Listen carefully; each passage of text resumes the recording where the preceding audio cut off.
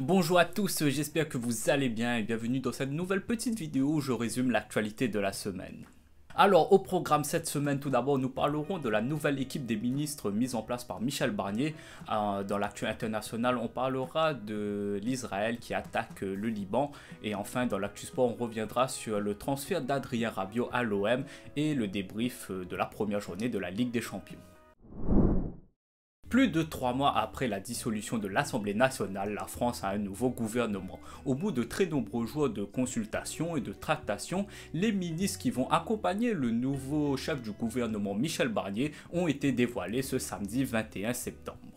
Ce nouveau gouvernement est composé de 19 ministres, 15 ministres délégués et 5 secrétaires d'État. La première personnalité chez les Républicains à être nommée est Bruno Retailleau. Alors lui, il était président du groupe LR au Sénat depuis 2014 et il s'est vu attribuer le rôle de ministre de l'Intérieur. Du coup, il remplace Gérald Darmanin, mais ce n'est pas le seul petit nouveau. On peut noter également Gilles Aveyroux qui est nommé ministre des Sports, de la Jeunesse et la Vie Associative, succédant à Amélie Ouéda Castera.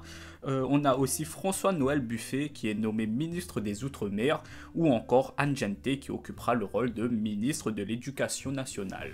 Alors, et si vous voulez voir toute la liste des ministres, le lien est en description.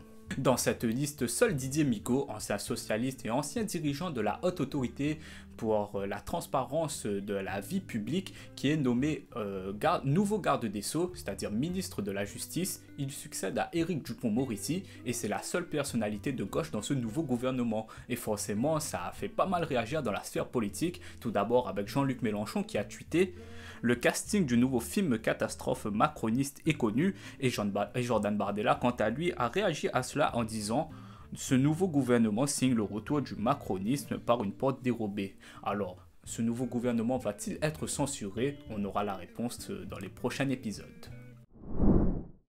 L'armée israélienne annonce avoir mené ce vendredi 20 septembre une frappe ciblée sur le Liban.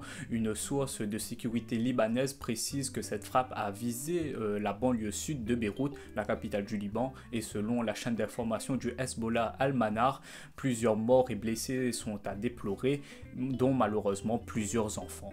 Il s'agit là de la troisième frappe sur la banlieue sud de Beyrouth revendiquée ou attribuée à l'Israël depuis le 8 octobre 2023.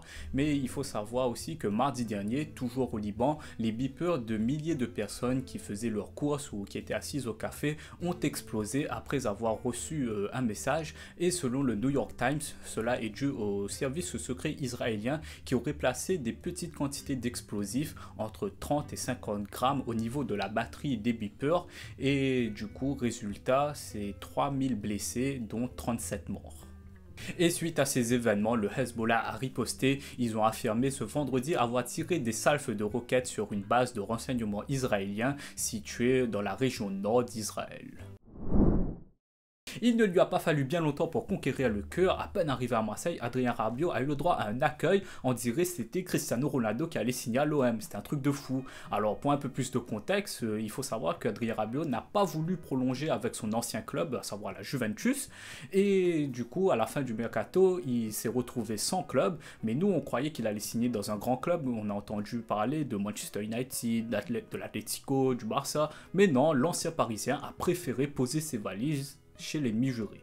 Alors en conférence de presse, il a expliqué que c'est à la fin du mercato que l'OM a pris des contacts avec lui et ils se sont tombés d'accord sur un contrat de 2 ans, mais il faudra attendre environ au moins 2 à 3 semaines avant qu'il puisse jouer avec l'OM, le temps qu'il se remette en forme, puisque ça fait 2 mois qu'il n'a pas encore joué, et aussi le temps qu'il s'adapte au schéma tactique du nouveau coach de l'OM, Roberto De Zerbi. Mais une chose est sûre, c'est qu'Adrien Rabiot a déjà coché dans son calendrier le 27 octobre, c'est-à-dire la date du classique contre le Paris Saint-Germain au Stade Vélodrome, et pour son retour au Parc des Princes, il faudra attendre l'année prochaine, vers mi-mars à peu près. Les retrouvailles risquent d'être assez électriques. On va parler un peu de la Ligue des Champions. Pour commencer, le Paris Saint-Germain se sont imposés dans la douleur face au club catalan de Gérone 1-0. La première mi-temps était assez soporifique, était assez lent et c'était pas agréable à regarder. Fidèle à lui-même, Ousmane Dembélé, il a raté une occasion, je sais même pas comment il a fait, tout comme son collègue Randal Colomani, mais lui je veux pas trop lui tomber dessus puisqu'il fait quand même, je trouve qu'il fait quand même un assez bon début de saison. Mais bon, voilà, on sait qu'il n'est pas très chirurgical devant les buts, mais il aura fallu attendre la 90e minute sur une vieille frappe de Nuno Mendes et une boulette du gardien pour que le Paris Saint-Germain arrache leur victoire. Mais heureusement qu'on a d'autres clubs français pour nous divertir dans cette Ligue des Champions. Par exemple, on a le Stade Brestois qui a remporté leur premier match de Ligue des Champions de son histoire. Et ça, c'est vraiment magnifique face aux Autrichiens de Sturm Graz 2-1. Mais on a aussi Monaco qui a battu le FC Barcelone, lui aussi 2-1. Et c'était vraiment des matchs agréables à regarder. Et du coup, on peut dire que les clubs français démarrent sur les chapeaux de roue cette nouvelle édition de la Ligue des Champions. Sauf pour les Lillois. Je ne vous ai pas oublié. Et voilà, cette vidéo touche à sa fin. N'hésitez pas à vous abonner, à liker et à partager la vidéo. Et moi, je vous dis à la prochaine pour une nouvelle vidéo d'actu.